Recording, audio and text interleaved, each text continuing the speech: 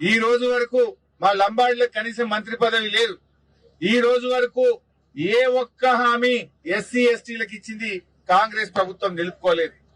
SC ST declaration చేసిండ్రు, declaration ఘనం, ఆచరణ శూన్యం.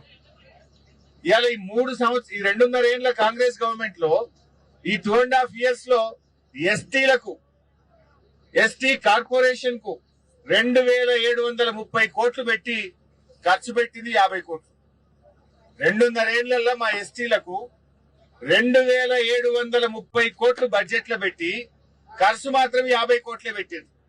ఈ 50 కోట్లు కూడా జీతాలు, current bill, petrol, diesel బిల్లే.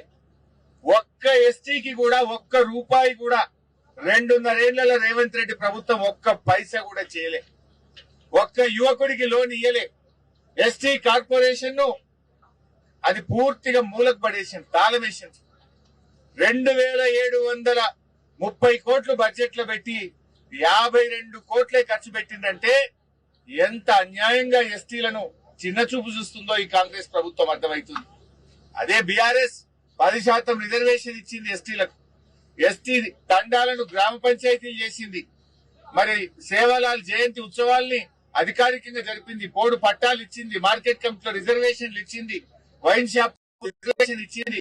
ST corporation ద్వారా సీఎం ఎస్టీ ఈఎఫ్ పథకం ద్వారా 100,000 కోట్ల రూపాయలు ఎస్టీ యువతకు సహకారం అందించింది. కానీ కాంగ్రెస్ 2.5 ఏళ్ల రూపాయి ఇయ్యలే. ఆనాడు తండాకు మేము బీటీ రోడ్లు శాంక్షన్ చేసినాం. కానీ కాంగ్రెస్ ఎస్టీలకు ఏమి కూడా చేయకుండా మోసం చేసింది.